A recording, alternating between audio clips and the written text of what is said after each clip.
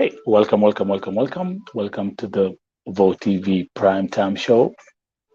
I do believe right now we are live. We are live. Karibu, karibu, karibu, karibu.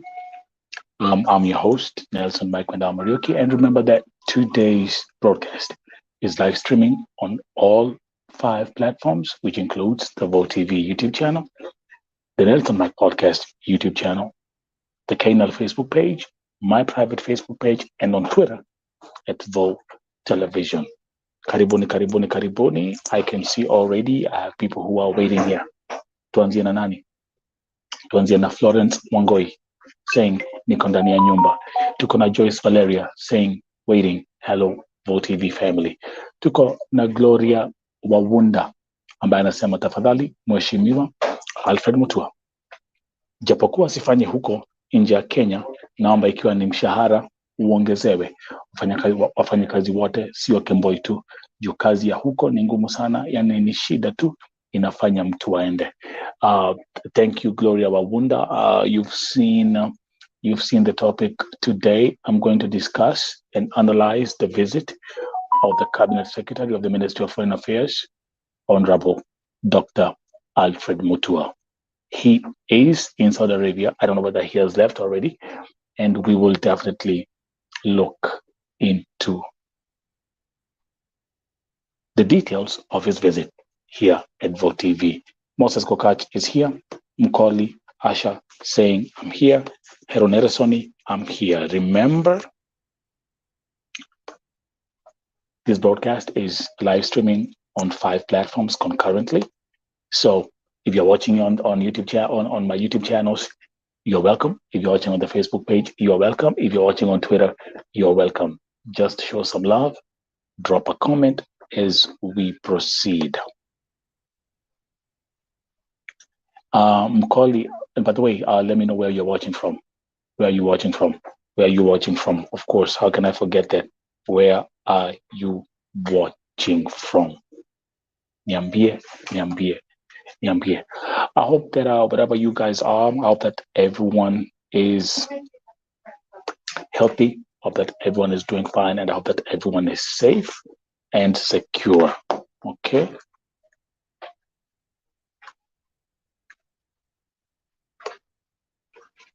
Tuendelee.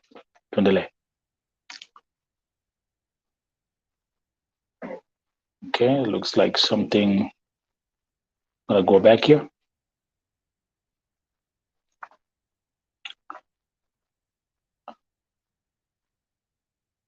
Okay, Mosa is saying hi to his sister Joyce. Mkoli Asher watching all the way from Saudi Arabia. Welcome again, the Vote TV Primetime Show. Today we'll look at the outcome of Dr. Alfred Mutua's visit in Saudi Arabia. It was highly anticipated with all that is going on. Yale ambayo imekuwa ikiendelea nchini Saudi Arabia. Kila siku shida. Watu wanalia shida kila siku, wengine wanasema ni kuchapwa kila siku, wengine wameuliwa kila siku, mwingine amekufa. We will discuss all that today, and my main question is, did his visit make a difference? Nanyi ambao mnafanya kazi, especially nanyi ambao mko Saudi Arabia, mwasemaje? Nataka nijue maoni yenyu leo hii. Lydia Jesang watching on Facebook, thank you. Nimekuwa nakaa hapo na ukae rada. Leo nyinyi ndio mtaongea. To just kick off the show, let me start by announcing ya kwamba our sister Pauline Murugi, nimepata ujumbe ya kwamba leo hii ameweza kuzikwa. Amezikwa leo. You know that I've covered this story intensively. Nilikuwa nimeleta family members hapa. I've been in touch with marafiki. Pauline Murugi ambaye alikufia pale nchi ya Saudia amezikwa leo. I've released a public statement on my Facebook page, na pia nimeongea na marafiki. So let me read what some of the messages they sent me. Tuanze hapa, wacha niseme shout out to Felista Maina, asante sana. Saying, hey Mike, yes, we laid Pauline to rest today in my side. I thank you so much. May God bless you abundantly. Nawatemi temi renene muno hari rogano rwa Pauline. So it's a sad story. Ni kesi ambayo ni ya huzuni, lakini leo hii ameweza kulazwa. Pauline Mrugi alikufia pale deportation center ya Saudi Arabia. Wale ambao mnakumbuka, kuna video ambayo nilipost na ni video ambayo ilikuwa haikuwa video mzuri sana. Tulimuona kama alikuwa amefungwa kamba, alikuwa amefungwa na kamba mikono, amefungwa miguu, dada zake wakimuombea. So Hannah Momboy, you're jumping too fast.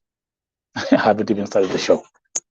So, but anyway, let me welcome Fatma Osman, watching all the way from tuning in from France.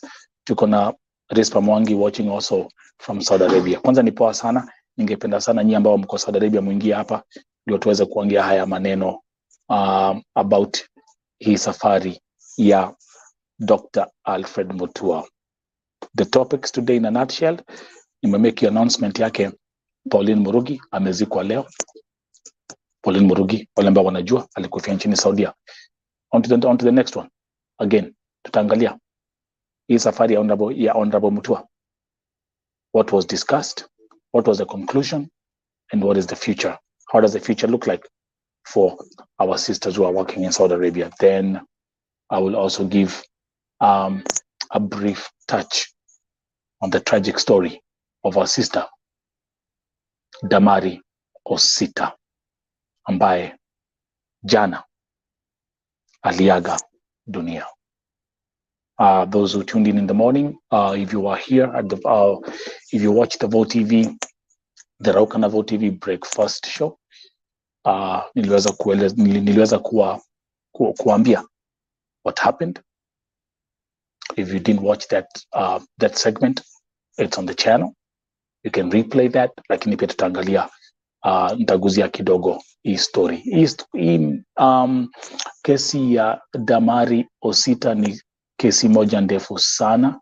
Kuna mambo mingi sana, lakini itaendelea kuwapatia more updates in step. So, Wadoidi, you know what to do. Mose, you know what to do. Let me welcome Lena Segoi, watching from Eldoret, Kenya. Thank you very much. Yes. Wale mko hapa, like, share. If you are new here, subscribe. So, maybe kuanzia tuanze niulize swali. Ni wangapi ambao wako hapa tena? Mwonyesho kwa mikono. Ni wangapi wako hapa ambao wanafanya kazi Saudia kama kadama?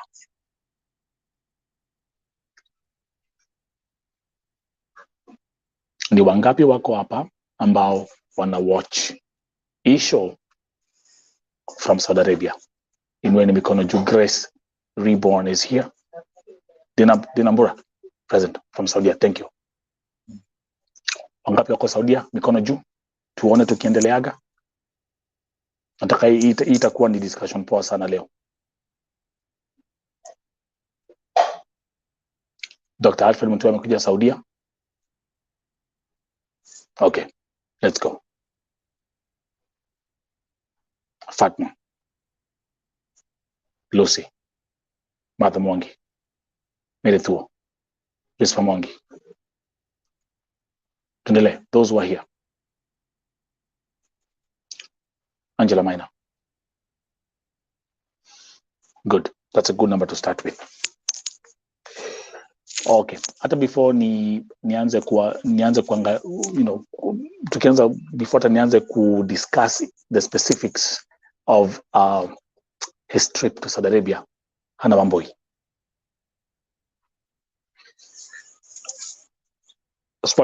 Next question. Next question. Next question.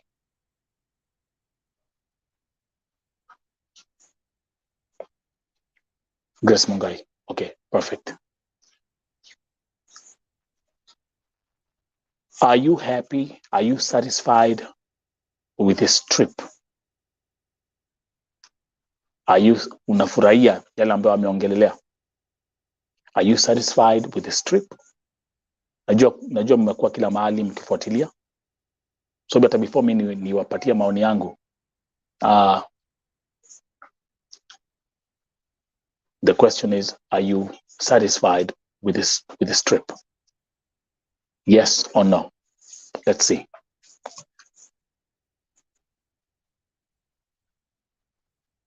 Let's do a quick poll. Tuone.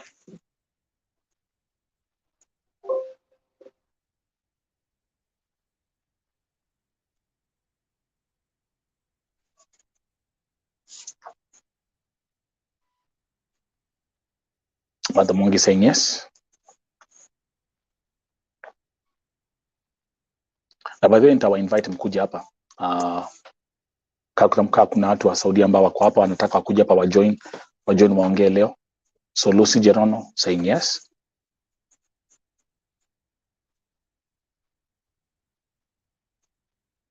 Are you satisfied? Are you happy? Do you feel Honorable Mutua achieved something in Saudi? Meritu saying yes. Fatma Nasmayu saying yes.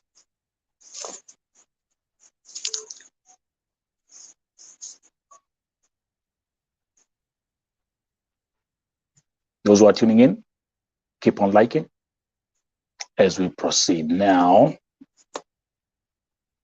wacha tuingie to the specifics. Ni yapi? Kwa hivyo we got 1, 2, 3, 4, 5. Wote wanasema yes, tunafurahia. We are satisfied with what Mutua discussed. Dina Mbura saying yes, but we are not sure if it will work. It is Pamongi saying no. Okay, so we have more yeses than no. Hii broadcast mwendelea kulike, mwendelea kushare, na especially ningetaka Mbogi ya Saudi Arabia mkuja hapa to discuss hii mambo. I'm moving on to the next one. Come here.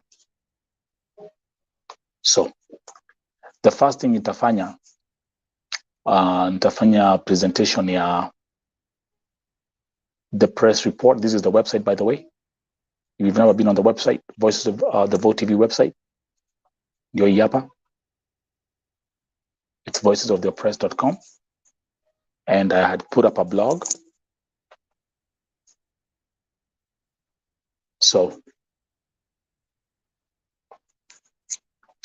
wacha tuangalie yale ambayo Dr. Alfred Mutua aliweza kuongea na serikali ya Saudia. Kiangalia hiyo artwork iko hapo. Wako na hiyo Amnesty for Kemboys.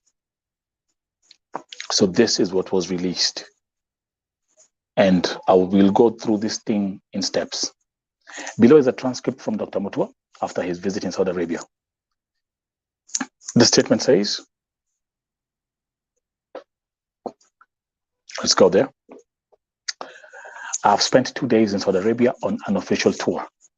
I've held several meetings. I have met senior Saudi government officials, my counterpart, the Minister of Foreign Affairs, His Highness Faisal bin Fahan Al Saud, and also a strong team of the Ministry of Labor, led by Vice Minister of Labor, His Excellency Dr. Abdullah Nasser Aboth Naim. It continues. Grace Mungai saying no. I've also met and spent hours listening to Kenyans living and working in Saudi Arabia. I have also had the pleasure of meeting young babies of our Kenyan mothers. So tuanzie hapo.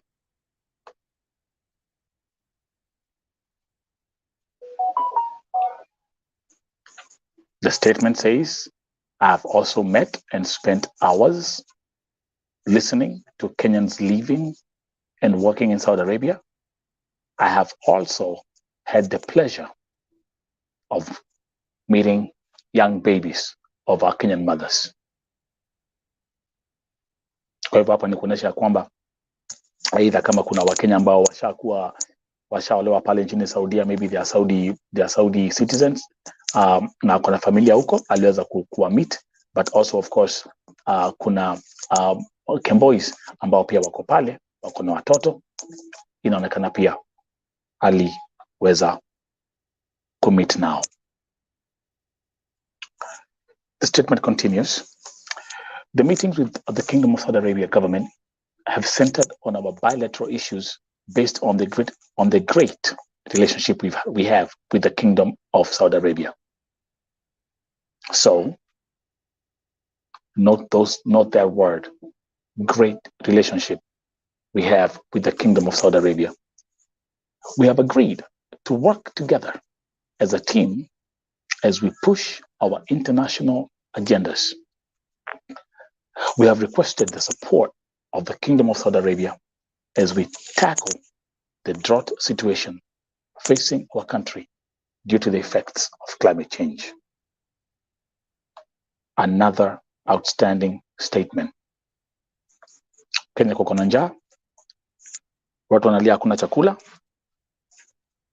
So, as you can see right there, it says we have requested the support of the Kingdom of Saudi Arabia as we tackle the drought situation facing our country due to the effects of climate change.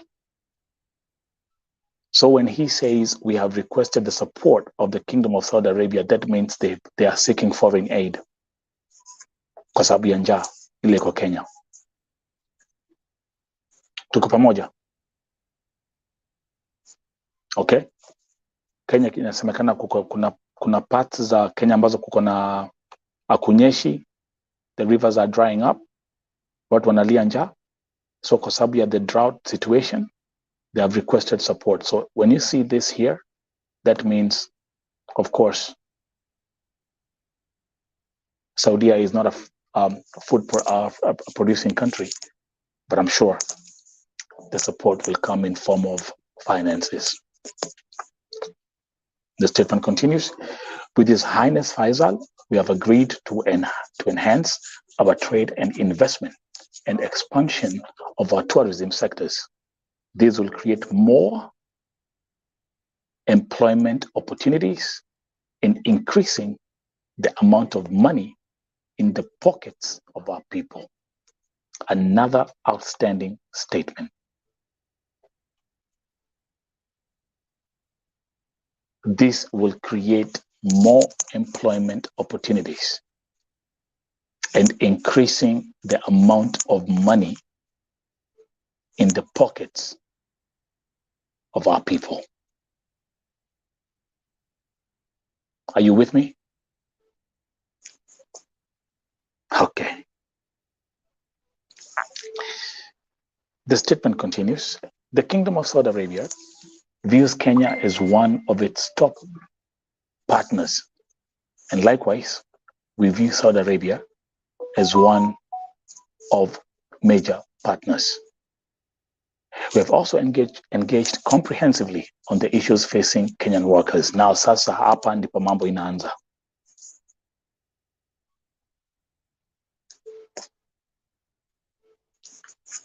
We have also engaged comprehensively on the issues facing Kenyan workers. So let's see what the outcome was. On the issue of immigrant labor, we have come up with concrete proposals that will make it easier and better for Kenyans to relate and work in Saudi Arabia, where they are in high demand. Guys, everything I told you, niliwaambia, tuanzie hapo. They have come up with concrete proposals that will make it easier and better for Kenyans to relate and work in Saudi Arabia, where they are in high demand. Hebu andika high demand kwa chat tukiendeleaga. Now, let's look at this. Sasa tuangalie hapa. Listening to the victims, agents, Kenya government officials, and Saudi government officials, it is clear that the problems facing some of our people start back home in Kenya. The system is flawed and corrupt, and unless it's fixed, nothing will change.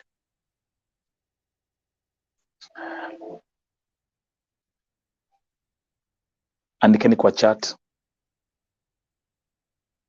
the system is flawed and corrupt. But then he says, unless it's fixed, nothing will change. That's on the statement. It continues. There is massive corruption in the way Kenyans are prepared before they leave to be domestic workers in Saudi Arabia, and follow-up of Kenyans when they arrive. This is a major concern to all of us, including the government of Saudi Arabia. Milka Chepto, that's my Milka is watching on Facebook. Just be patient. Let's go back here. Tuangalia hapa.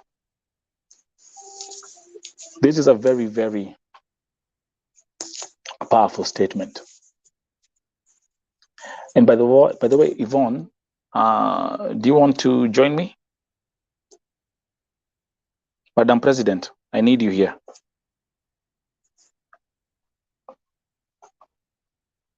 I need you here, Madam President.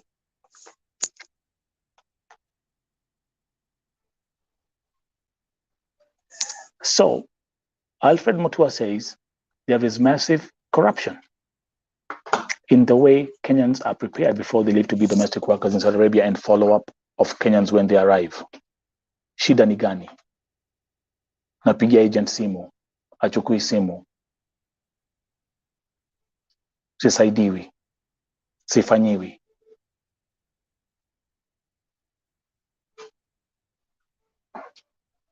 I see we have Aisha tuning in from Abu Dhabi. You see where I'm coming from? Massive. So, okay, guys, can you write in the chat? And I want you will be picking up, the keywords. And the chat, massive corruption. The massive corruption ya nani? Massive corruption ni agents.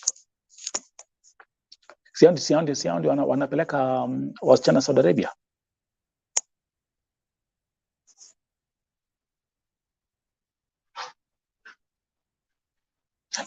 Na kwa sababu ya hii massive corruption, wangapi tumepoteza hiyo Saudi Arabia? Na because of hii massive corruption, wangapi wanalia hiyo Saudi Arabia? Na kwa sababu ya hii massive corruption, wazazi wangapi ambao wanalia kwa sababu ya hii Saudi Arabia? Na kwa sababu ya hii massive corruption, ni wangapi wamekufia Saudi Arabia? Kwa sababu ya hii massive corruption, wangapi wamebaki wakiwa yatima Saudi Arabia? Wangapi? Wangapi? Wangapi? Everyone write massive corruption, na hapo ndipo tutakwamia kwanza.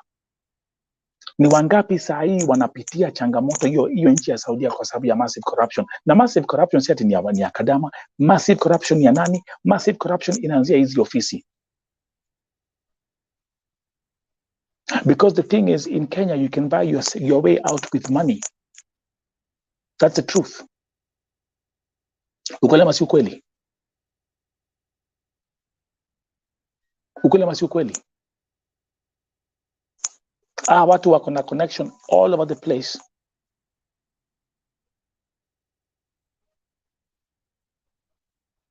Kuanzia kwa polisi, kuanzia kwa DCI, kuanzia kwa serikali, the institutions which are actually supposed to represent and protect our fellow sisters.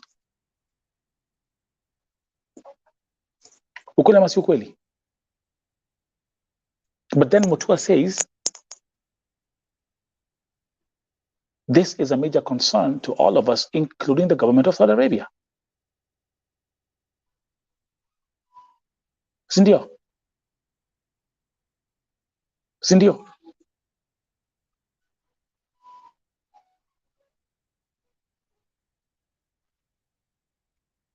Thank you, Martha. Tuendelee. Now, the press release continues. We have to break the cartels and streamline the agencies, some of which are owned by prominent Kenyans. Andikeni kwa chat cartels na pia mwandike prominent Kenyans.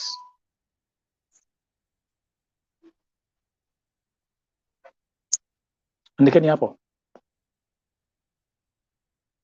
Owned, andikeni cartels and owned by prominent Kenyans. Ndio statement hapo. Kwa hivyo kuko na prominent Kenyans ambao they own these agencies. And by the way, let me say this. Mutua, you ain't telling me personally anything new. Hautuambii kitu mpya hapa. Just FYI. Cartels, that's not breaking news. You'll see breaking news. So nothing that you're saying in this statement so far is breaking news to each and every one of us. So what do these cartels and prominent Kenyans have? They have connections. Thank you very much, Rhoda. Lucy. Sindio, they automatically have connections. Thank you, Dina Wambura. Angalia comment ya Dina Wambura. Since Kenyan MPs and ministers are the owners of these Bonako agencies, then hii mateso haitawaisha Saudia. Hakuna kitu tunaambiwa mpya hapa. There's nothing new here. There's nothing new here. Hakuna kitu hapa Mutua umetuambia mpya so far. I mean, from this statement, especially like, you know. Hakuna kitu mpya hapa. Okay, I've seen it. Madam President and Dr. Mia.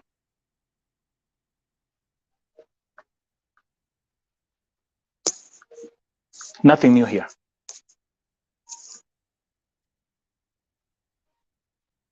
Nothing new.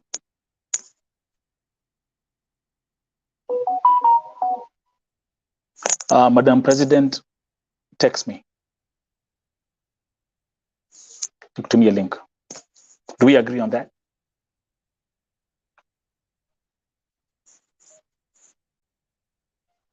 Our prominent Kenyans, our cartels, they try to fight anyone who tries to come on their way. Mi walijaribu wakashindwa because I'm a human activist. But this is nothing new.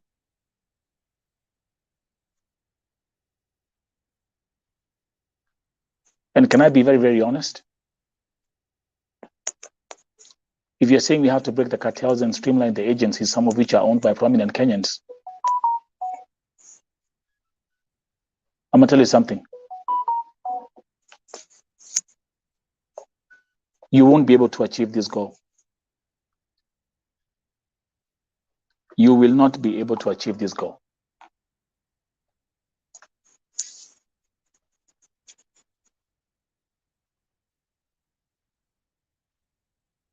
They are well protected. Their interests are very well protected. They have connections. And when it comes to Kenya, money talks. Wewe umeingia ofisi tu juzi. I've been here for 7 years now.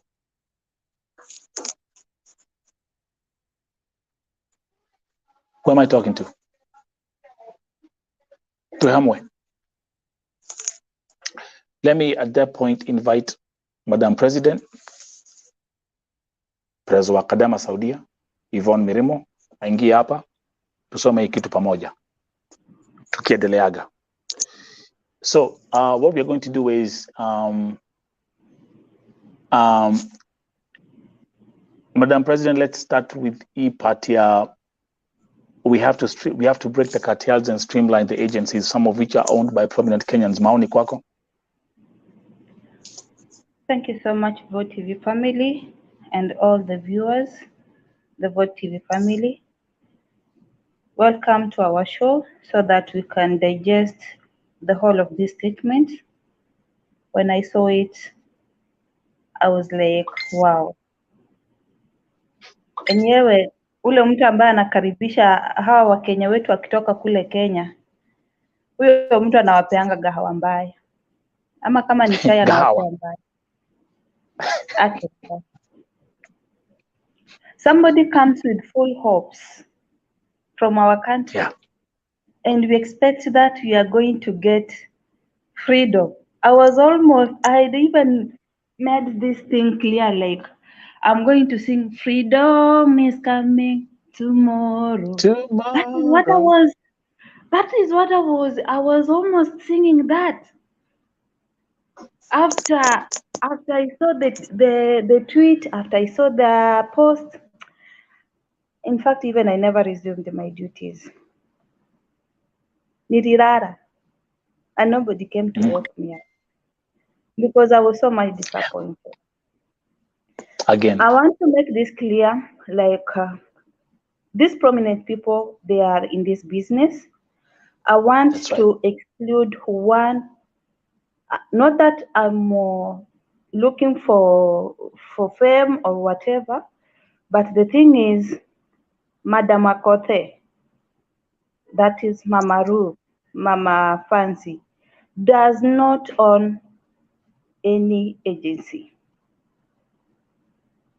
When we say the prominent people in the country, because so many people have been attacking her online saying that she's having an agency, but from my research, she does not have an agency. Akote, Madam Boss, Mama Ru, Mama Oyo doesn't have an agency in Kenya.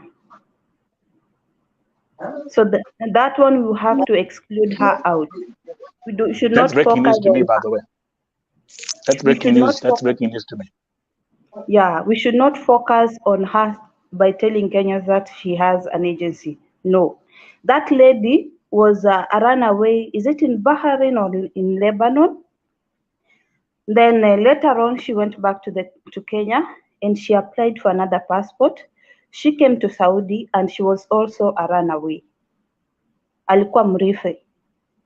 So she has been, even me, when I was going through hard times during Muduma agency time or era, in fact, she was the lady who could have rescued me. So you will find that her account has Akote's photos, and her account reads Akote Safaris. So let us exclude her from that crap. Akote Madam Boss doesn't have an agency, and nobody should attack her because that lady is there. If not, she's back in Kenya, and the Kenyan government should be looking for her because in 2020 she was in Saudi Arabia and she was the person who could have rescued me. Unfortunately, her photo I didn't back up, but ningemexpose na hiyo picha yake ndio watu wajue this is the person running Akote Safari's account. Coming to these issues of prominent agents, these things is with our parliamentarians, are in this circle. We have very prominent people in this country, and they will never talk about the issue of Saudi Arabia. But you know what That's they right. do? They have a very big channel. They will go take their cousins, either from their father side or from their mother side, that the people whom they'll give money and they will come and register such kind of agencies. And these are the That's kind of right. agencies, when you talk, they will tell you, this is the order from above. Order By the way, from above. Madam President, hebu turudi kwa Kiswahili. Kuna watu wako na shida ya Kiingereza. Tuendelee as we continue. Samahani. Tunasema We'll kwamba mix everything. tunasema kwamba Akothe hana agency inayoleta wasichana Saudi Arabia. Mwache kumtukana kwa mitandao, manake yeye hana agency yoyote. Msichana ambaye ana run hiyo agency ni msichana wa Kikenya, na alikuwa mkimbizi kule, kama sio Lebanon ni Bahrain, akarudi nchini Kenya, aka-apply passport ingine, akakuja Saudi na tena akatoroka. Alikuwa mkimbizi. Mambo ya kusema kwamba watu wanatumia, kuna watu wakubwa ndani ya hii serikali ambao ni wahusika wakuu wa hizi agencies ambazo zinatuleta nchini Saudi Arabia ama Gulf countries, na wanatumia watu wao wa ukoo. Hao ndio watu ambao wanafanya, unapata wakikuja kwenye mitandao watakuwa wanasema hii ni masharti ambayo imetoka kule juu. Masharti, hii ni maneno ambayo masharti imetoka kule juu. Sasa unapata mtu hawezi akaongea, mtu hawezi akasema chochote, mtu hawezi akaweza hata kujieleza, maanake ako na uoga, anaweza chukuliwa hatua ama familia yake inaweza athiriwa kwa njia moja ama nyingine. Sasa tukiingia mambo za prominent Kenyans, for example, I'm gonna give a simple example. Simple example is when I found out that Jimmy Gate alikuwa na agencies Kenya. You know, Jimmy Gate is a gospel musician, is a high prominent Kenyan. Those are the kind of connection that we're talking about. Na hawa ni watu na wakati wa kitu ya Jimmy Gate ilitokelezea, pia tuliweza kumchanua kipara kidogo na tukadili na yeye, but the point is hata baada ya mambo yote bado biashara zake zinaendelea. Let's go back, let's do this, Madam President, as because hii statement, it's a very, nataka we look at the whole statement as we proceed, and then give me 1 second, nikuje hapa perfect. Now, inasema, we will, in collaboration with the Saudi government, flush out illegal agencies and also blacklist agencies that do not perform as per the law. Tuanzie hapa. Let's stick right there. Kwa sababu we are doing this thing tukiwa in teamwork. Andikeni kwa chat, flush out illegal agencies. Alafu back to you, Madam President. Kwa upande wangu mimi nitasema kwamba hata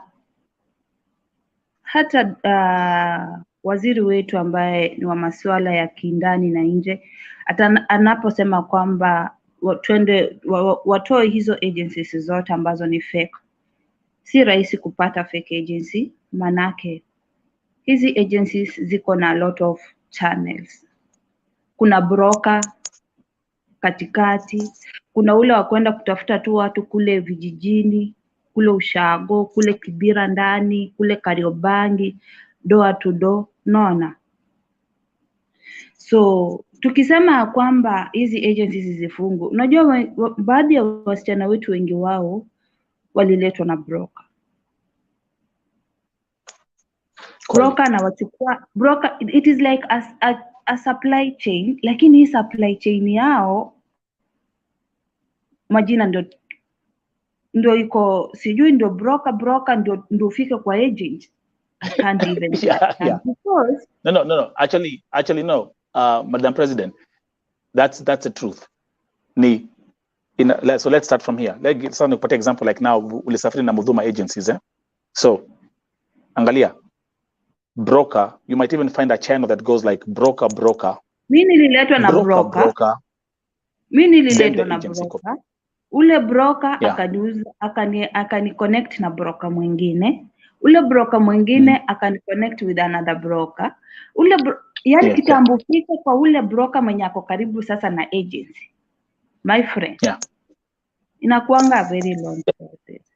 Na mostly huwa wanachukua tu watu randomly. So mtu akileta, tuseme for example, mimi ni broker, nimeenda ground kutafuta watu, mimi nitakuja nikuuzie wewe Nelson. Nikisha kuuzia wewe Nelson, wewe sasa nawe tena utaenda uzie sasa, tuseme our CS Alfred Mutua has an agent, so is the owner of the agency. Sasa wewe utaenda umuuze kwa Dr. Alfred Mutua. You get? So na hapa katikati unaweza pata watu wengi sana, watu wanachanganyikia hapa katikati. So if you are not keen, you cannot even know who your agency is. The owner of your agency huwezi mjua ni nani. Ndio ndio ile shida na kuanga nao sana wasichana wengi ambao wanakujanga hapa kunyandikia ati wakiniambia niwasaidie ama wanapitia changamoto. Kila wakati nikiuliza jina la agency, they don't know. Wanakuambia agency yangu ni Wanjiko. Even me, I never knew about my agency. Even me, I never knew my agency.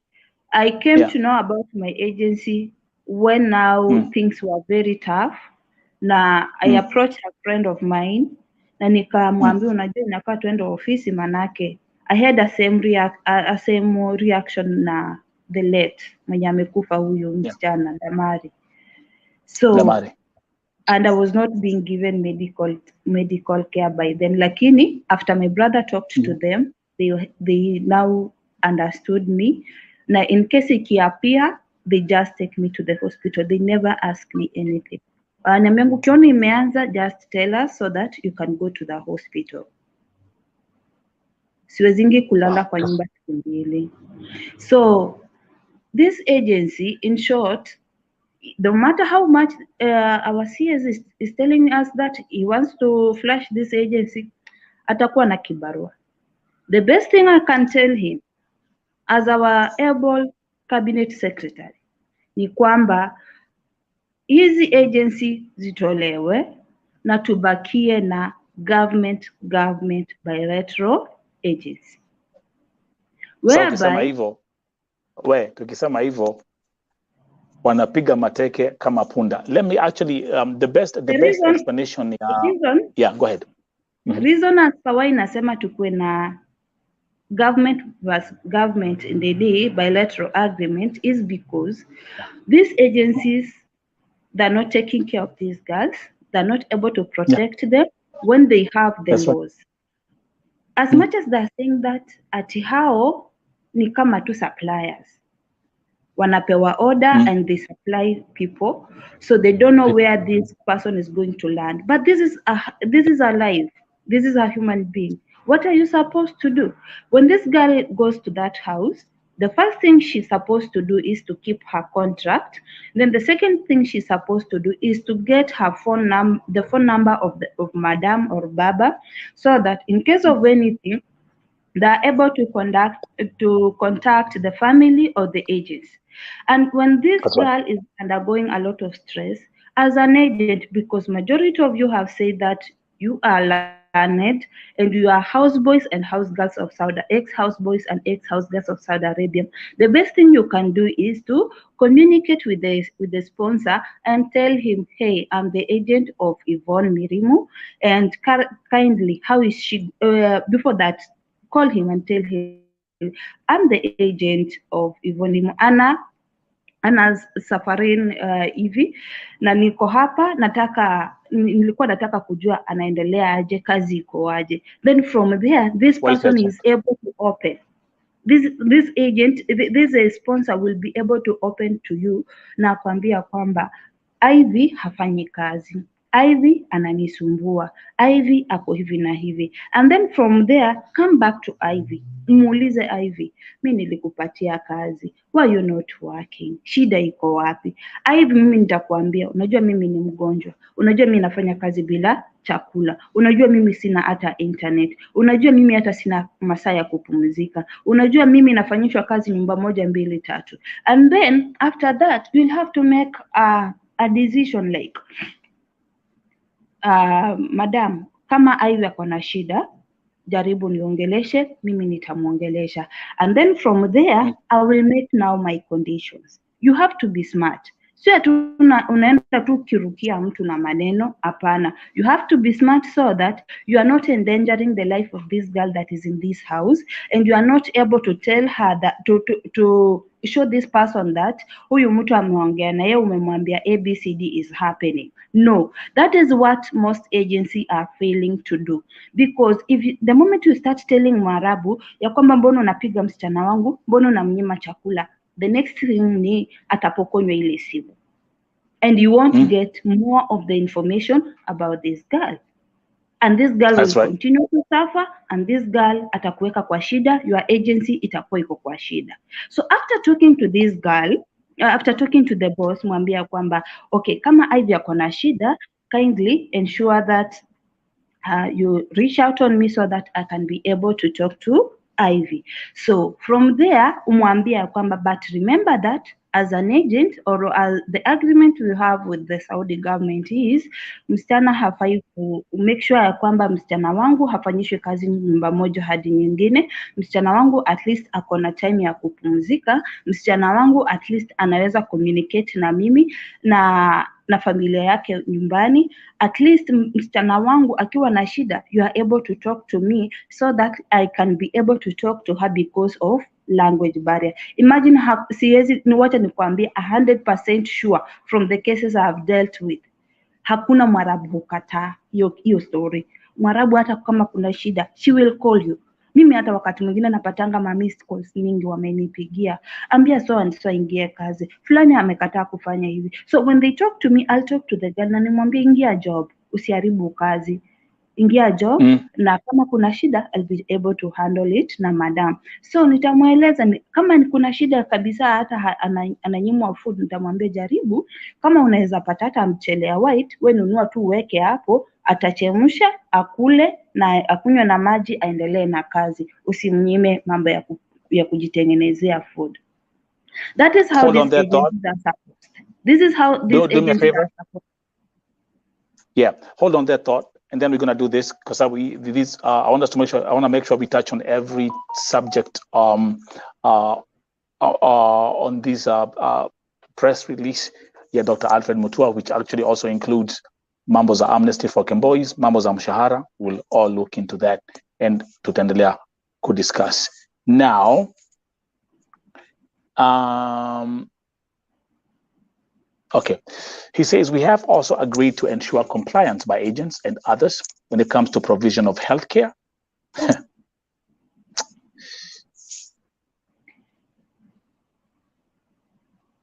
gotta bring this back here.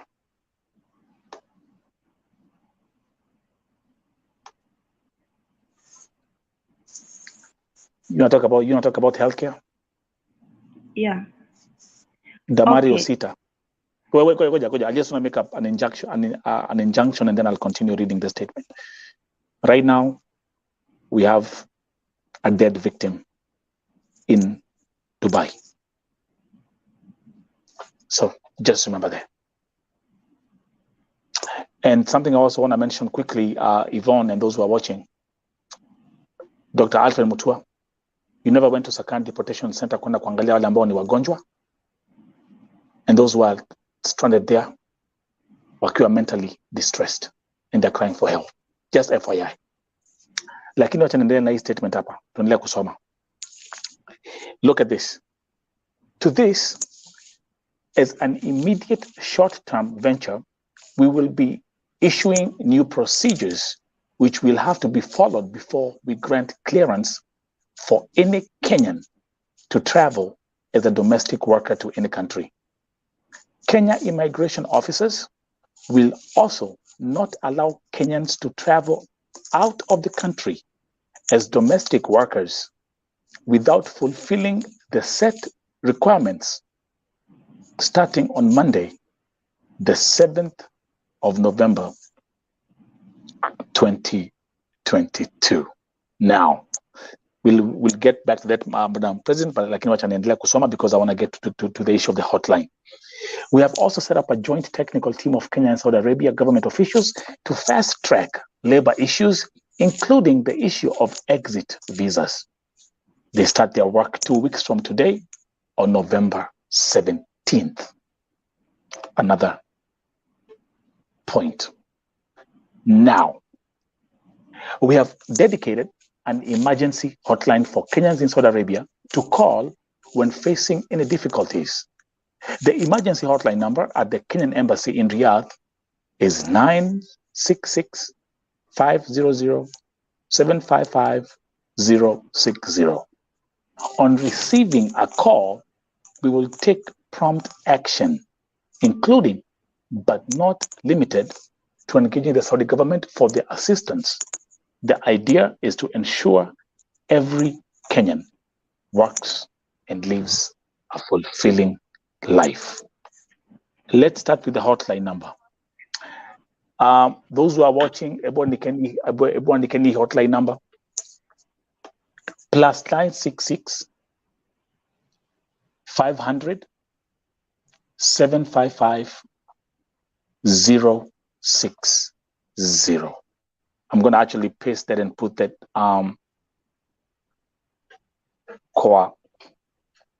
comments. Madam President, maoni yako kuhusu hii hotline ambayo ni ya embassy. Not forgetting that tumeambiwa kwa kila wakati embassy haifanyi, embassy haichukui calls, embassy inafukuza watu, tuna nini.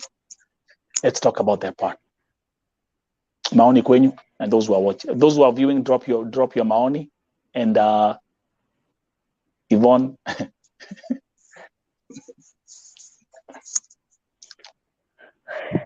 Tuko na hotline number emergency ya embassy. Know that hiyo pesa ungenunulia tu ule mtoto mwenye akosa deportation maziwa, akue hiyo story tusahau. No need of buying that number.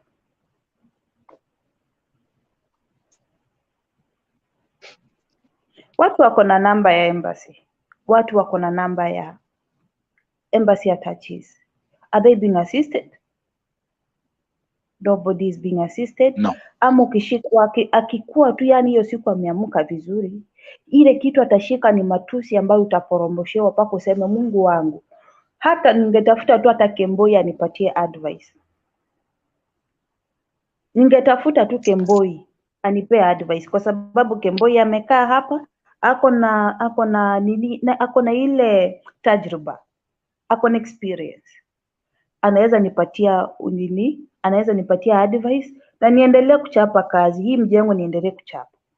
Hata naweza ongea ama nitafute ex-girl mwenye anaweza ongea na huyu madam, at least kutengeneza uhusiano mzuri kati yangu na madam.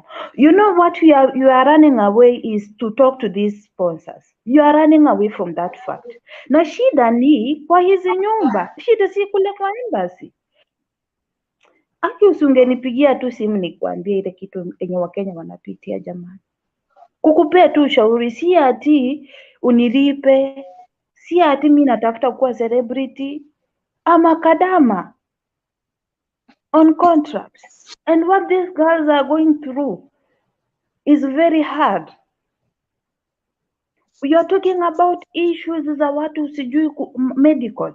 Let me tell you the truth that ile proposal ambayo umepewa haitakubalika. One, this girl is here illegally. So story ya kusema ati akigonjeka peleke hospitali haitawezekana, because already Saudi Arabia government has got its own budget. inajua kwamba watu wenye wako hapa legally ni watu fulani, watu wenye ni citizens wa hii nchi ni watu fulani, watu wa serikali ni watu fulani. So matibabu ya Kadama is free if only you are on contract, you have an ikama and you have a passport. When you go to a government hospital, you will get free medication.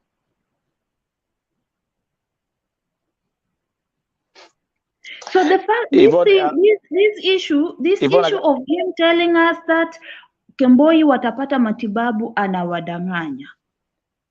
Manake sisi tuko ndani ya hii Saudi, tunaishi na Wasaudi wenyewe, na wakati ambapo tunaongea na wao wanatuambia kwamba tunawauliza mbona msichana ambaye amekemboi hawezi pata matibabu, anasema kwamba sisi serikali yetu iko na budget. Na kama uko hapa illegally, we cannot treat you. They outline that very smart and very clear. Comment ya Angela Maina, and there's the number free, ametuangusha sana. Angeanza na kusafisha the embassy, that could be something. Yvonne, you've dealt with the embassy ukiwa na shida kuwapigia simu. Hotline iko hapa. Mi hata wacha nitafute Kemboi, mi sitaki stress. Wacha nitafute Kemboi, wacha nitafute ule mtu ambaye ako na tajriba ya Kiarabu. Hata agent mimi sisumbuanangi na agent. Mimi sitakangi biashara ya agent. I don't want. Because they want to assist me. But if I have somebody who has the knowledge and who can create a good relationship between my madam and I, let me just look for that person. We solve the issue na nimalize contract yangu. Hata kimdanganya kwamba I'm the sister, I'm the cousin, I'm the auntie, I'm the mama, atajua kwamba enyewe huyu msichana ako na watu wake ambao wanamfuatilia. So if anything happens to her, I will be answerable. Sitaki masaibu. That is what they will be telling even the family members. Msifanyie kitu mbaya, ukae ukijua watu wake wako hapa. And they will respect me. Kwa sababu kuna mtu ananijali. Fine. Mambo kuniambia unanizungusha akili unatupeleka embassy. Hii embassy tumeshinda tukisema ya kwamba safisheni hii embassy, hamtaki. Mnataka aje? What do you want us to do? Sasa kwa vile mmeona kwamba masilahi si yetu yenye mnaenda kutupigania sisi, hamwezi kuja kwa watu ambao ni waathiriwa, watu ambao wamepitia hali ngumu. Mnataka kwenda kwa watu ambao wamekula vizuri, wako kwa maofisi, hao bora wameamuka, mshahara imeingia, ina reflect kwa ofisi, kwa nini kwa akaunti zao. Ni sawa, hatuna shida na hatutaongea tena. Cases kuhusu embassy, I'm not going to talk about it anymore. Let it be between me and God. Na mtu wote ambao unasafiri kuja nchini Saudi Arabia, tafadhali jua ya kwamba wewe ni wewe na Mungu wako. You have no representative who is representing you. It is only you with your God. And make sure that you have somebody whom you can talk to make a good relationship between you and your sponsor. That is it. Hiyo hotline number wacheni tunayo kwa sababu haitawasaidia. Mtakuja hapa mtatupea report, mimi nitakuwa tu hapa. Tutakuwa tunasikia ushuhuda, watu fulani wamekuwa rescued, watu fulani wako sawa, watu fulani wamepelekwa nyumbani, wale wenye wako deportation vichwa zimeruka, at least they have been able to track their families, wameenda nyumbani. But nyinyi mnataka muende tu mpate ripoti alafu mkuja mpeane. Seriously, kwani shida inakuanga ni nini? Mbona hamwezi mkatusikia? Mbona hamwezi kusikia kilio chetu cha wanyonge? Ukitaka kujua mambo mengi, tafuta mtu mnyonge. As much as hata tutakuwa tuna blame hizi agencies, but our representative wenyewe, watu ambao wako ndani ya hii nchi hawatusaidii. Hii mambo ya kusema ya kwamba mnaenda kuflash all agencies. Dr. Alfred Mtua, before you going to flash all those agencies, corruption is also brought here in this country. It is in our own embassy.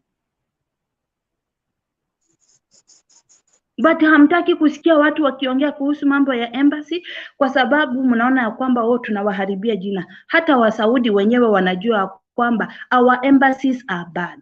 Our embassies are not following the rules of Saudi Arabia. Ndio maana wamewaachilia tu wafanye venye wanataka.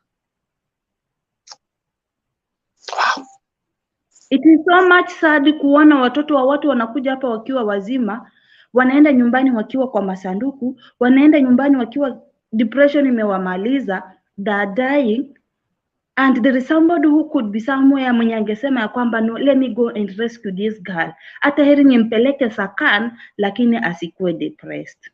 Let me talk to my government, my Kenyan government, so that they can give us a one flight. Kenya tuko na JKIA. Tuko na JKIA na yuko na Emirates. Mbona tu wasichukue KQ, because KQ is very expensive. Mbona wasichukue Emirates ama waongee na Arabian government airline that is very cheap, so that they can pay the money. All these girls waende nyumbani, familia zao ziende, they will take care of them.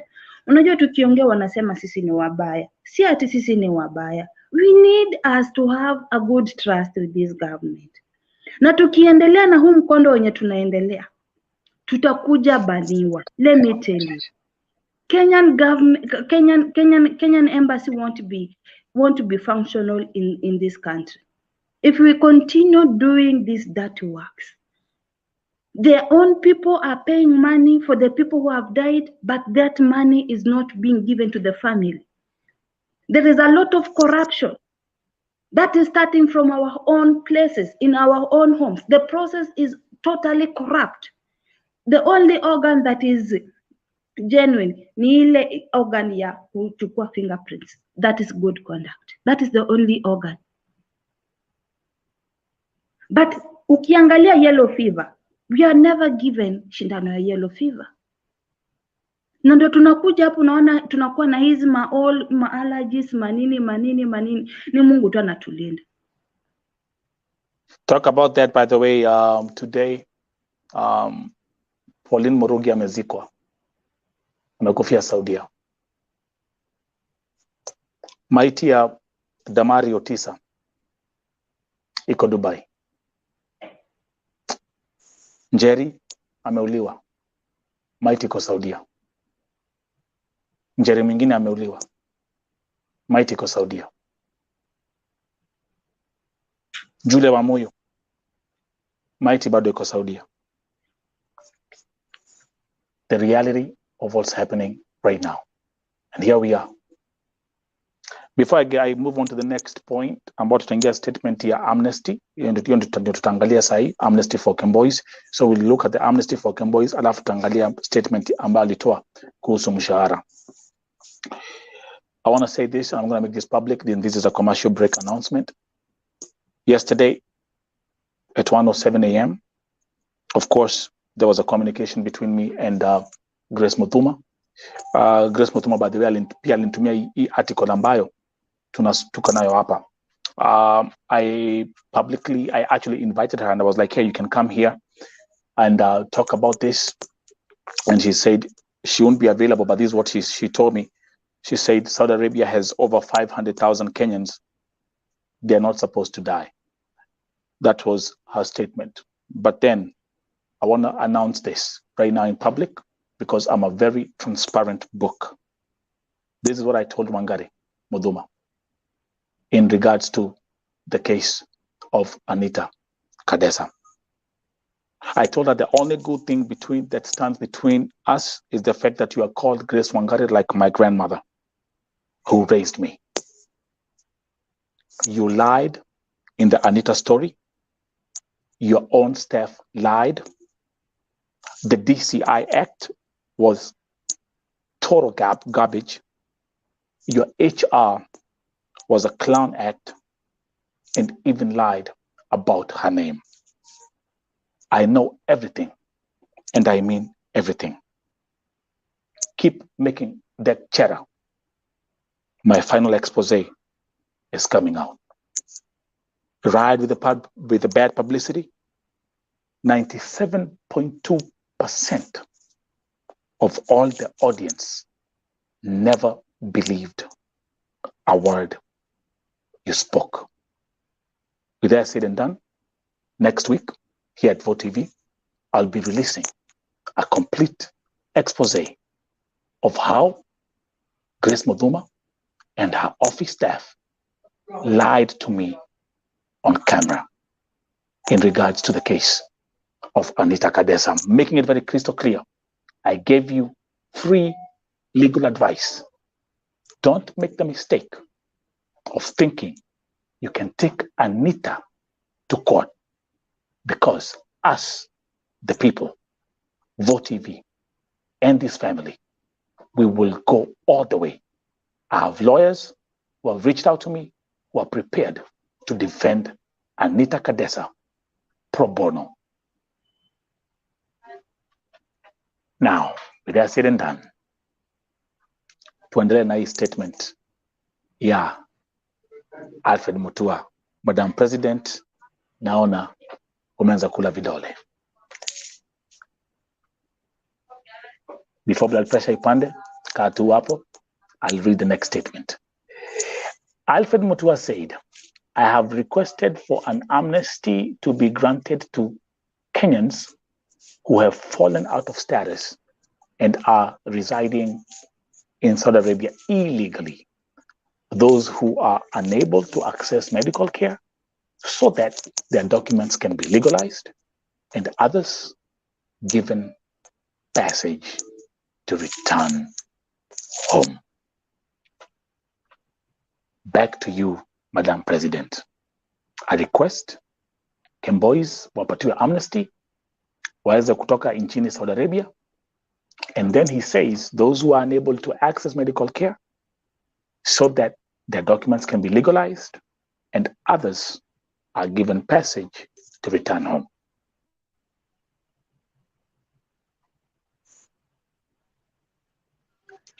I think, Madam President, okay. Are you still there?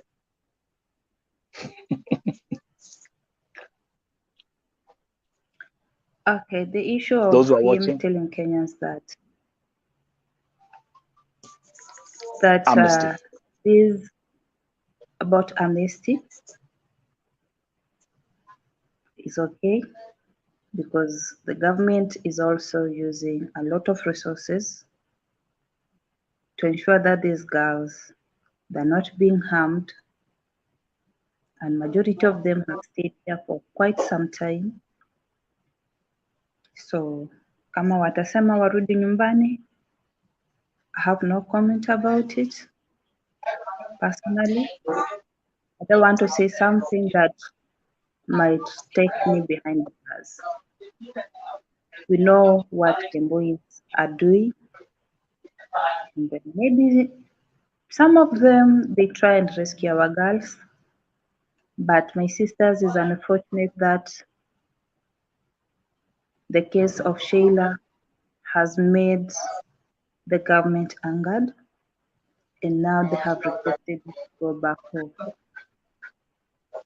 It's somewhat sad, but if they come to you and they request that you go back home, just follow the law so that you can go back home when you are safe and sound.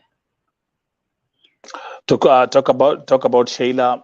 Jana nilipost. I'm gonna address this again also as a commercial break.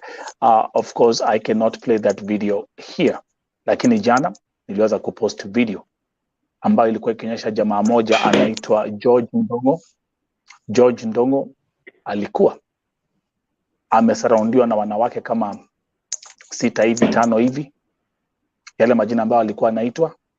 Huyo jamaa tumemwona kwa video akipigwa na vijiko, akipigwa na mwiko. I was actually worried about his life wakati nilisikia wakisharpen visu. Huyo jamaa amemwagiliwa maji. Huyo jamaa alikuwa amefungwa shingo, and everything was on camera. Now I want to give a public statement. Today I received a message from the sister of George Ndongo. George Ndongo, pali ulipo, kama utapata ujumbe, sistako amenyandikia akilia. Familia yako ilishangaa kupata hiyo video online. George Ndongo, mamako, your mom, as we are talking right now, nimeambiwa ya kwamba blood pressure yake hata imepanda, and she's right now feeling sick about what she saw. That's breaking news on my end. Again, Sheila, nimesema ya kwamba Sheila ni wengi Saudia. True. Guys, those who are my followers on Facebook, you've seen those videos ambazo nimeweka. Those videos have been watched. Niliweka your video jana. Those videos have been watched over 40,000 times on my Facebook page. Thousands of comments. Lakini kweli ni kwamba tunaona huo jamaa akicharazwa na wanawake. Kwa hivyo msishangae ya kama tumeamka asubuhi tukapata Mkenya ameua Mkenya mwenzake kwa kumwagilia acid. Hawa watu, what I've seen and what we have watched on those videos, I'm telling you, hata akona bahati alitoka hiyo room akiwa hai. He was set up. It was something about Raini, Eko Raini, all yelling in Kikuyu, wakimuita majina ambazo siwezi nikataja hapa kwa hii broadcast. Lakini it was such a shameful thing to watch on broad daylight. And they recorded it. I won't show that video here. Mkitaka, go to my Facebook page at Nelson Michael Dawa Muriuki. Video iko hapo. Ni video mbili. I even have a third video. Mwone vile wa jamaa alifanywa. Na ni wanawake wanamfanya hivyo. Si wanaume, ni wanawake. Na nisema ya kwamba wakati nilisikia na ni wanawake. Wakati nilisikia wameanza kuchukua visu, like you could hear them sharpening knives on the back end. And wa Kenya. So issue ya amnesty, Mutua amefile request amnesty kwenyu. Now,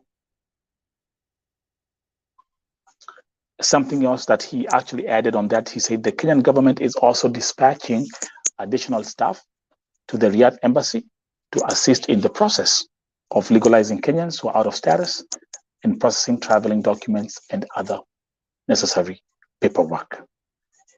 Watu wamekuwa wakiuliza mambo za mshahara, and I'm going to touch on that right now. I come here and I come here. In the statement Mutua alisema, he mentions, we have requested for an increase of quotas to allow trained Kenyans in all fields to get jobs in Saudi Arabia.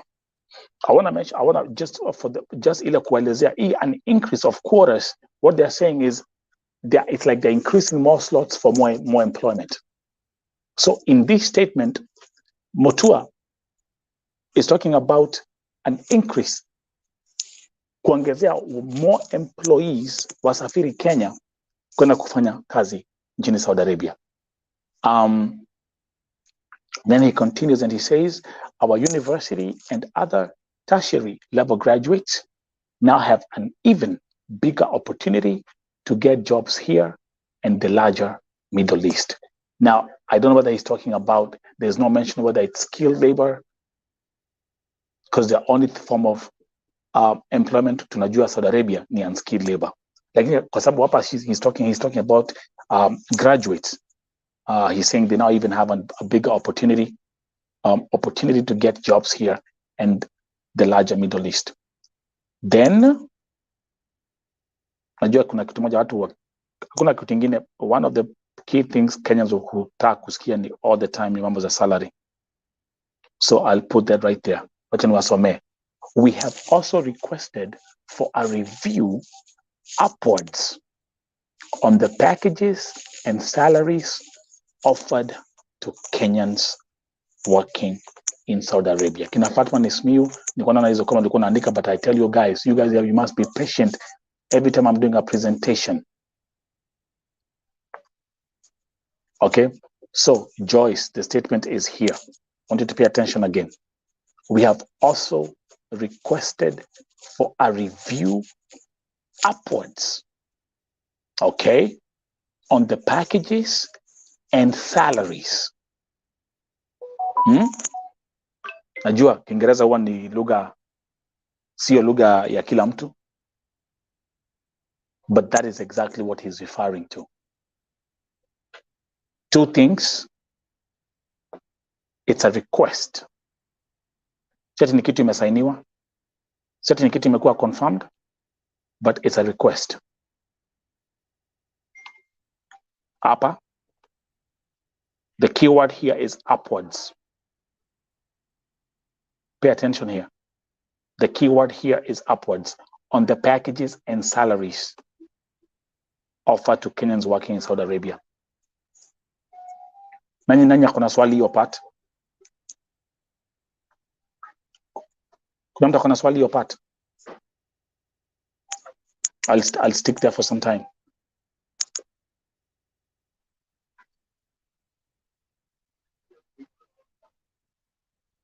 Anyone with a question about your statement?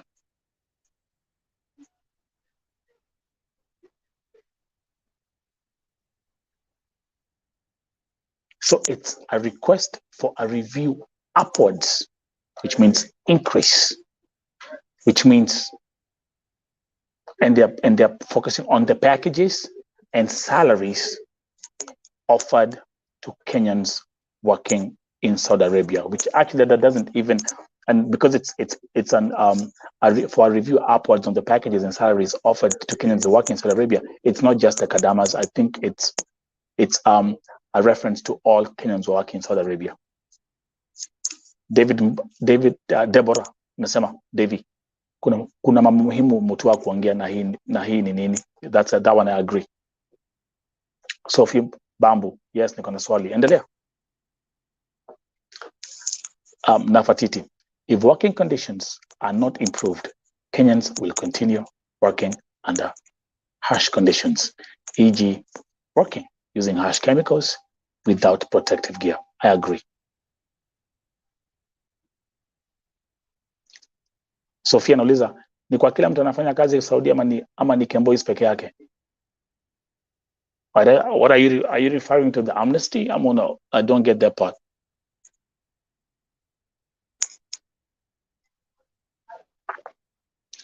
And then the press statement ended with him saying, I wish to thank Kenyans who came out to meet and greet as we shared ideas.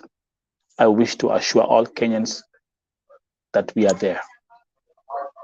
I think there's something which I left out. So I don't know which kind of Kenyans went to meet Mutua.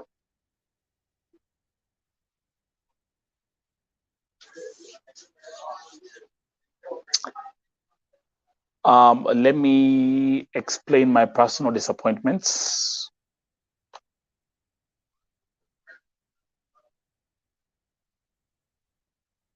Let me express my personal disappointments. My biggest disappointment, number one,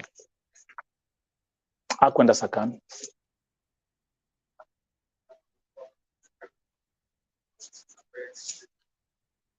He didn't go to Sakan. Mbona hukwenda Sakan deportation? Mbona hukwenda to the prisons? Why are they not taking you there?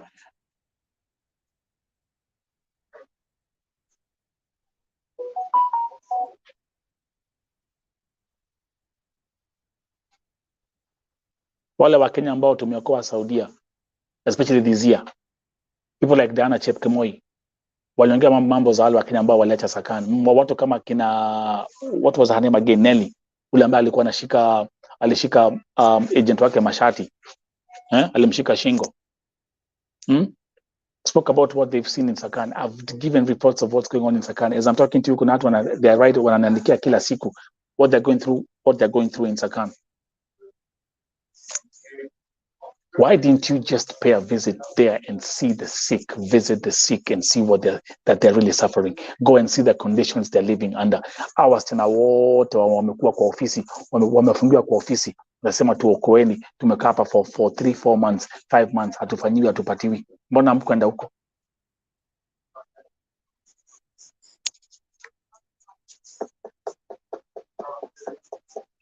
This again was exactly, this was picked individuals like they always do.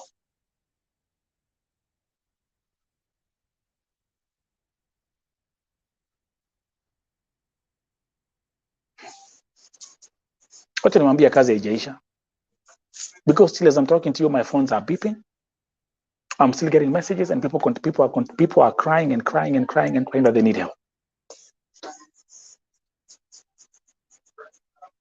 People like Zipporah, they're stuck at Sakan, they're sick.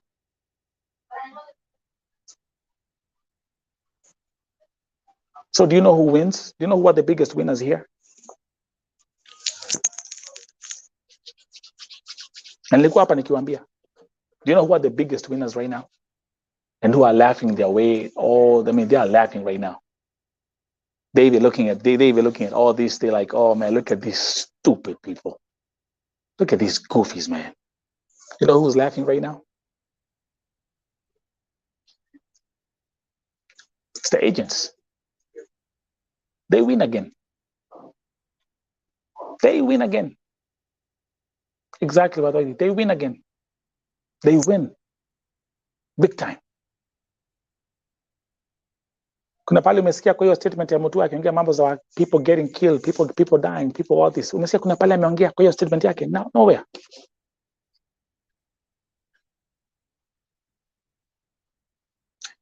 And I repeat what I said today in the morning. Kwa the Rauka na Vote TV show.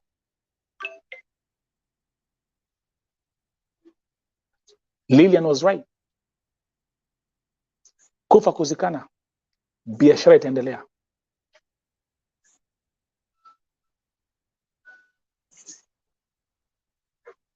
That's the truth. That's the truth. Let me actually see if I can, I'm going to be able to pull up, let me see if I'm going to be able to pull up. Give me a second.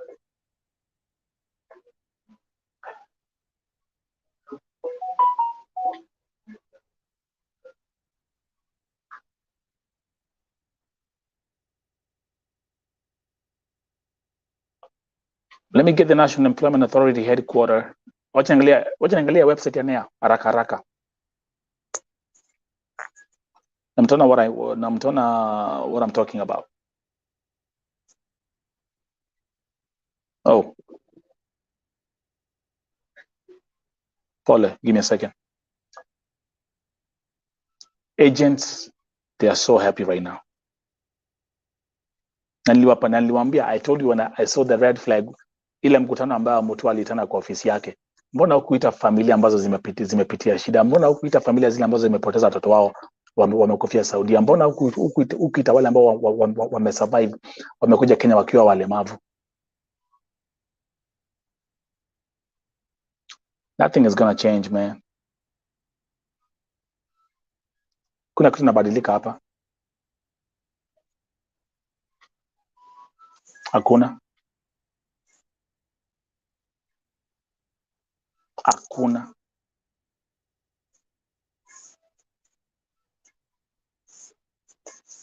Another sad day for humanity. Pauline Murugi amezikwa leo.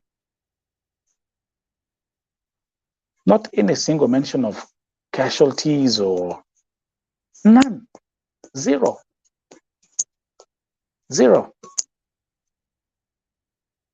The high demand for Kenyans working in Saudi Arabia, there's a high demand. They are saying it. So who wins?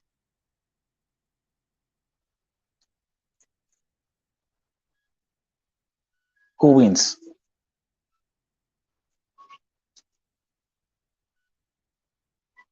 Something I'm trying to get. There's something I want to show you here.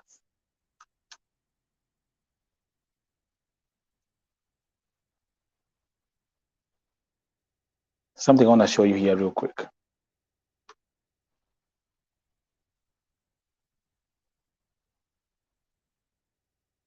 Kwa hivyo nataka tuingie kwa website. Okay, wacha tuingie kwa website ya NEA. There's something I want to show you here. Haraka haraka ndio mjue. Nikiwaambia who are the biggest winners.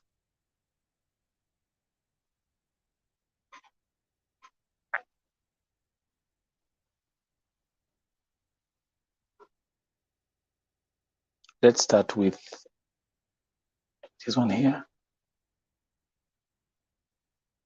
Give me a second. Yeah, bila tu umesema.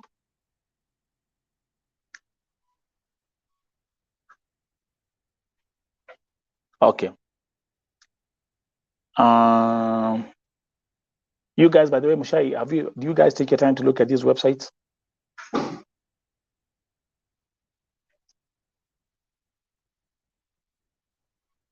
Okay. This is the one that gives instructions of for all the embassies, but give me a second. There's one I want to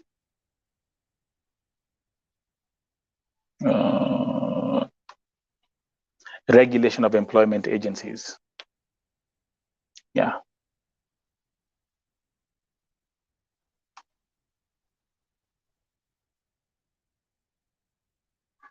One second. Okay, perfect. Ikuja hapa.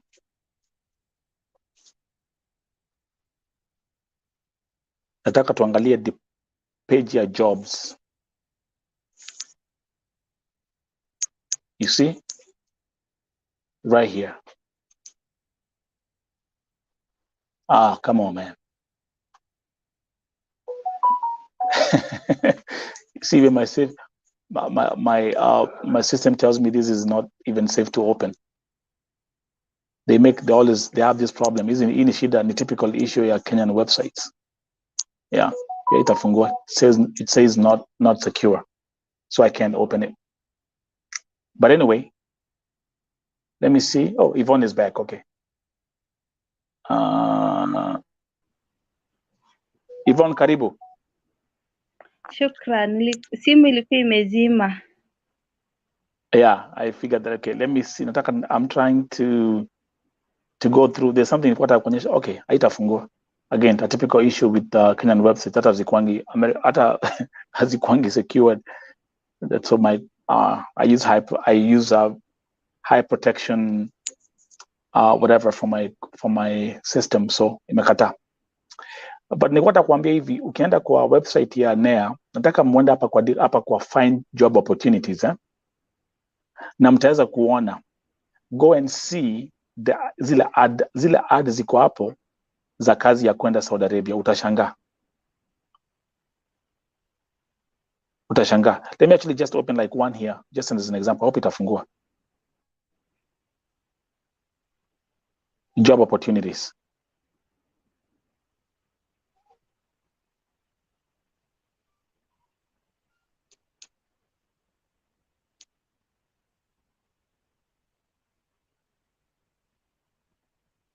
Okay. Anyway, I'll have to set that separately. Lakini turudi kwako Yvonne. Yes. I was touching, nilikuwa naongelea mambo za mshahara. Wamesema ati kwamba amerequest packages za mshahara ziongezewe. Maoni kwako? Let me tell you this ya kwamba I told our CS he should do a wide range research before coming to Saudi Arabia. Hangekuja tu hivyo haraka kabla hajafanya research, and Yeah. to our CS it was very fast. but hata bado hatujasaidika. Yes, hatujasaidika, si kwa ubaya na hatutasaidika. Bado tu maisha ni yale yale tu. Nobody will be able to hear about us. Oh my goodness. On that note, also let me also mention tomorrow. I have a couple of new cases that I will address right here on Vote TV. Number one, the story of our sister Edina Kemunto Nchoga. So when you check, sisi watu wenye tuko Saudi, when you check I don't know why you're hanging. Oh, okay. Yvonne is hanging. But let me actually make this quick announcement oh here. my I god, think I'm oh my hunting. god. Yeah. Tafuta, Let you're me hanging. try. But anyway, I'm trying to uh, fix this.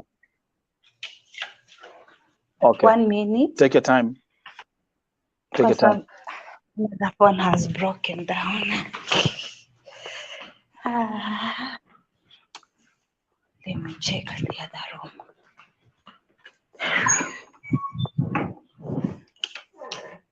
I hope this one tutapata network. Good. So I was telling you this ya kwamba Mhm. when you check at healthcare.com, that Mhm. is a website where Yeah.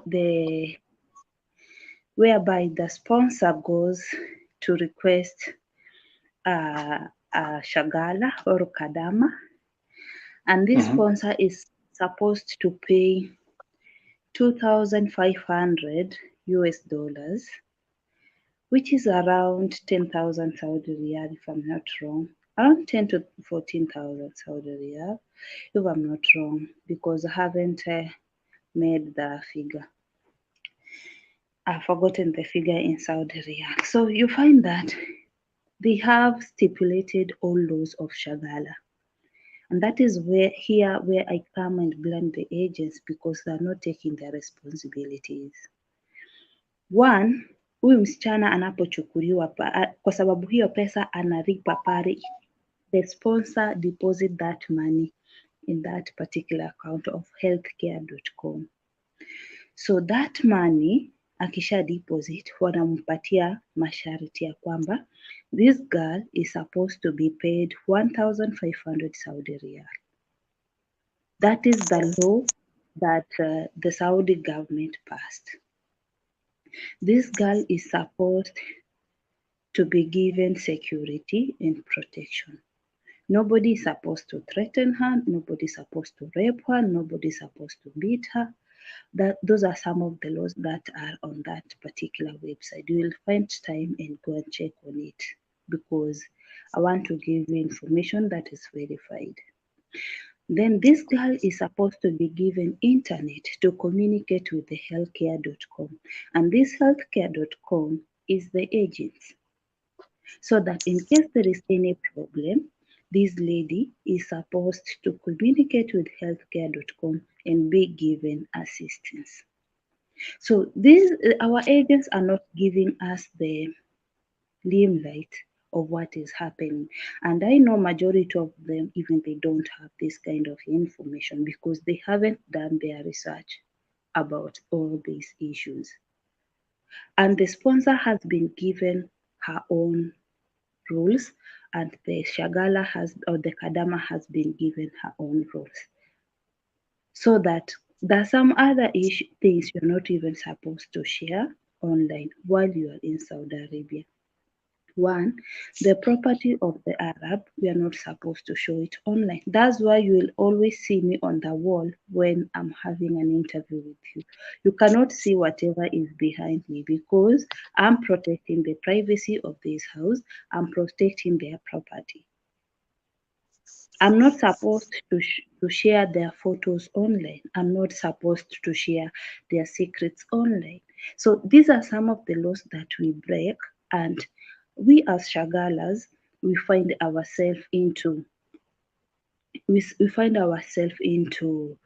a dilemma, and nobody is able to give us justice because already we have violated the laws, and even if they say they're going to take action on us, then it means that it will serve us in a wrong way. Itatukata upande wa kushoto, na inapotukata upande wa kushoto sorry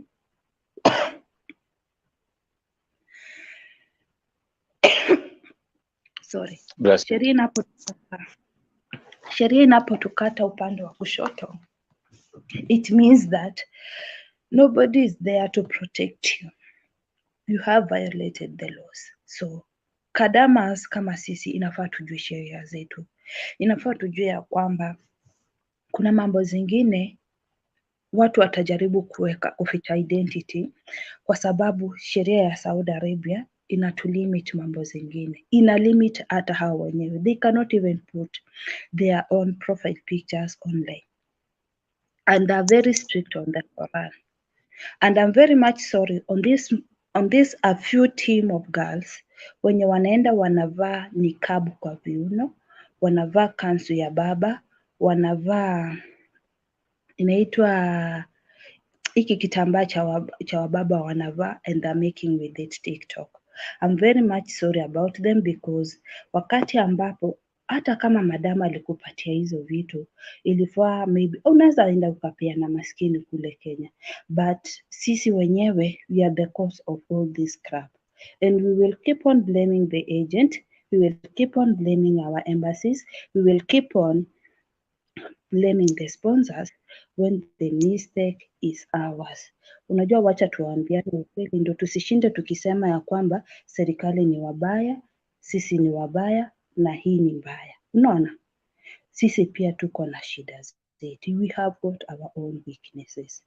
Some of our But girls, you know what you have to, but my sister, but you know what we are focusing on? Me, I want us to focus on. Let me actually read that comment from Anastasia Katz.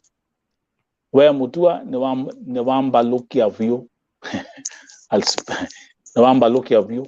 Umeenda Saudi kukula na huku address shida za wasichana vile wanateswa na hata kuuliwa na hata hukutembelea wale wamefungiwa kwa immigration. Mutua onaku wikiko.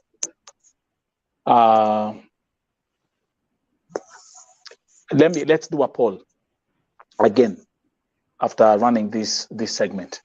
Ni wangapi hapa wako na hofu ya kwamba mambo itabadilika Saudia baada ya huu mkutano wa Alfred Mutua baada ya huu mkutano? Show hands up. Say yes kama unafikiria itabadilika. Say no if you believe nothing will change.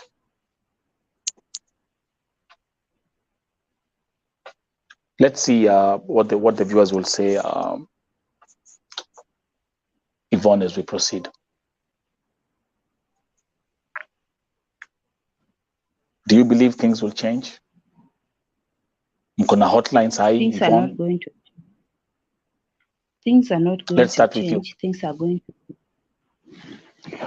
not going to change. Things are going to be more worse and worse, because kuna vitu zingine sisi, mashida zingine sisi huwa tunajaribu kuficha za huko Kenya. You cannot come and announce that. You cannot just come and announce ya kwamba in our country tuko na kiangazi. You get? Angalia hapa. Mashida kama hizo. Just look at the screen. Nafatiti 254, no. Moses Kokach, no. Alvin Mwangi, no. Nadia Doris, no. Mambo ni yale. Moses Kokach, tuachie Mungu tu. Joyce Valeria, no. To live in Warsan. Pet Alv, no. Yvonne, no. So where do we move from here? What do we do? It is only us with God, and hata heri vile ambavyo tulikuwa, because I'm very much sure this trip has worsened the situation. Our girls are going to suffer more, depending on the statement he offered. hiyo statement tu peke yake it is going to make these girls to suffer more, kwa sababu sisi huwa tunaficha mambo ya kwamba kwetu kuna kiangazi, unaona, kwa sababu ukisema kwetu kuna njaa inamaanisha ya kwamba huyu msichana hatapewa chakula, atakuwa anaambiwa kule mara moja kwa siku, maanake huko kwao hakuna chakula. You get? Yeah. Hangeaddress hii issue.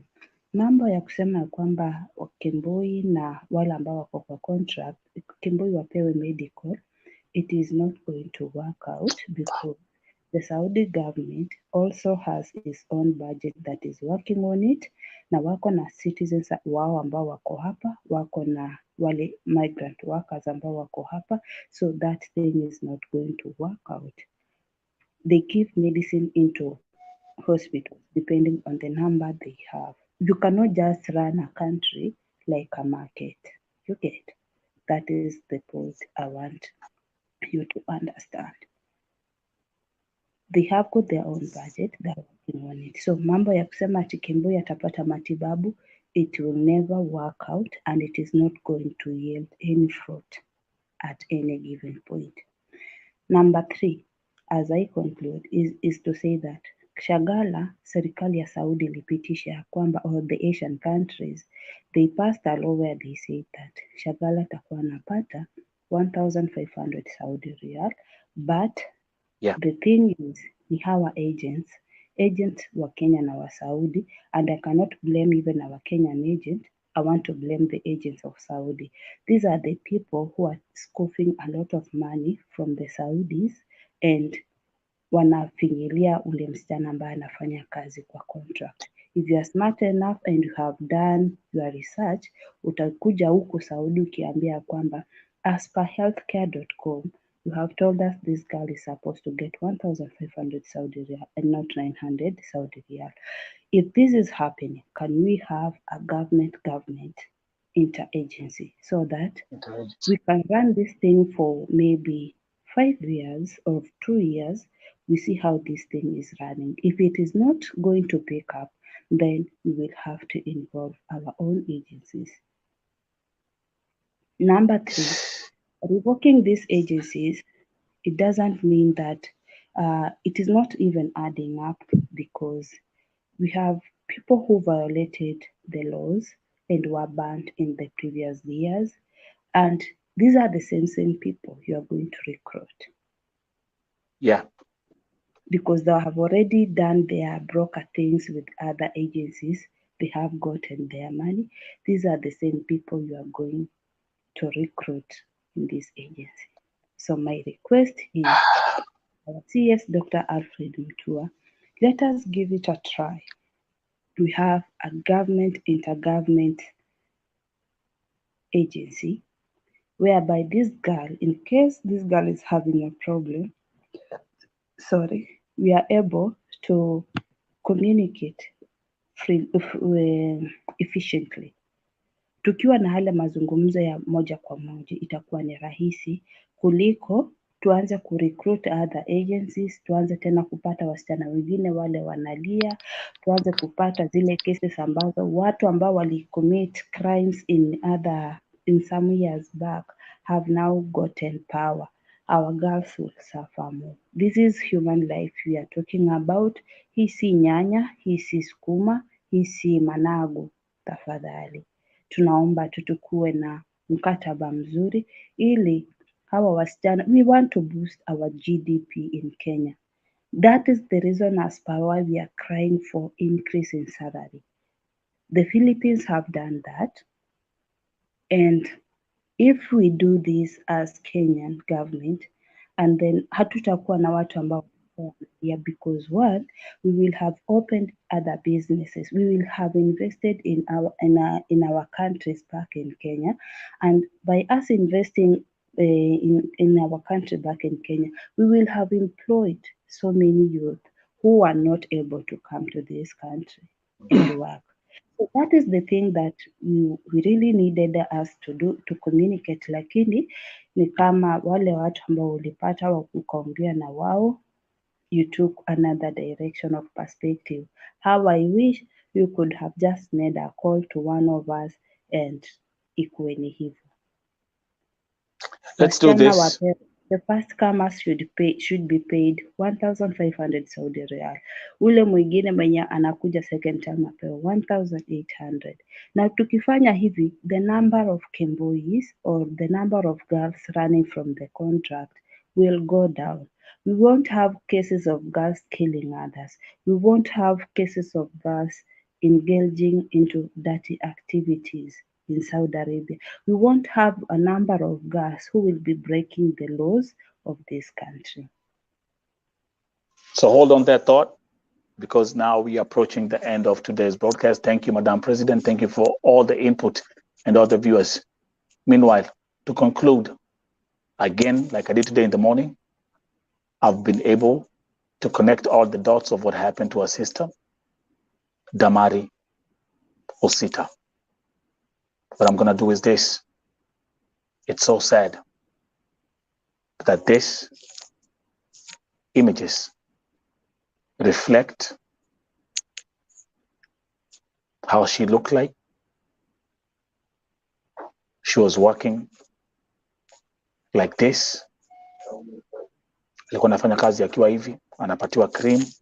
Video iko kwa channel ya leo asubuhi, very detailed. And especially this picture. This is when they realize ko hizi kupaka cream haisaidii. So you see it went from here.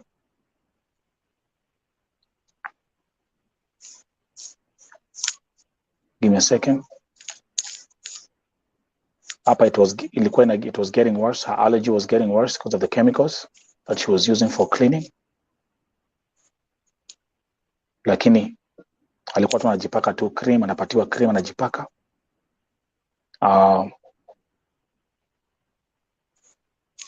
Let me continue. There you go. None of the cream that she was using. She was healing external wounds, but her internal organs were completely wrecked. And such a sad story. There she is. And this is how she left Kenya. We've lost a young sister, a mother of two. Pray for her family, pray for her two children. The story of Damari Osita is a lesson for many. Is a lesson for many. Tomorrow, I have a special feature of two other major stories of our sister. Kuna msichana ambaye amekufia nchi ya Lebanon, anaitwa Edna. Her family friends here in the USA, they reached out. I'll feature them tomorrow. And also breaking news, I'll feature another story of a lady who disappeared in India after leaving the country in 2019. The family reached out to me today. Keep an eye on that story. It's crazy. Took one flight to India, was supposed to come back that week, and that was the end of our story. Don't miss it tomorrow. Madam President, all the viewers, this is Vote TV. The next broadcast in Apanda, midnight. Don't forget the Vote TV primetime show, midnight edition, and also the late night edition, saa 8 za usiku. Salut. Mike. Salut. Salut. Yep. Mike, before we end the show, 2 minutes. I want to ask my people from Vihiga County to at least come out and help our girls, because instead of us making a lot of politics in our Facebook groups, let us also come out and help these families emotionally. Honorable Amboko Malemba Women Representative, Madam Beatrice Kahaya Dagala, Vihiga County Governor Dr. Wilberforce Otichilo, kindly come out and help this family. It is very hard time for them. Come out. You've never come out for any cases because you've been in term for 2 times. That is the women representative and the governor. But you've never talked about these issues. We are just begging you, come on board. We'll be able to assist these families, be able to assist our girls. We know Vihiga County has no enough resources. We only have one factory, that is Mdeteti factory, and it cannot even employ thousands of Kenyans or thousands of Vihiga residents. And the other second resource we have is education. When you come to education sector, we have best schools. Kindly ensure that you are coming out so that you can be able to talk to these girls and you can be able to give them funds so that they can open up something that is reasonable. Tusiwapatie mikokoteni, hapana. Wapatieni ile biashara ambayo inaweza wasaidia kujikimu, walipia watoto wao school fees, so that we can curb this. And I'm also urging the Vihiga fraternity ya kwamba any agent that is in Vihiga County, make sure that you storm that agency, because these are the people who are very much reluctant. They're taking our girls. You've seen Brenda die mysteriously. You've seen Eunice the same. You've seen Catherine. Now this is another girl who is dying mysteriously in the same week, in a period of like 8 months. Is it eight? No, in a period of around 7 months, Last we are time, losing girls last time, seriously. So Bigger we'll County. be together. God will be with us. Rest in God bless peace, you. Damari. Painful, painful. Guys, have a good night. See you in my next podcast. Thank you, Yvonne. Thank you so much.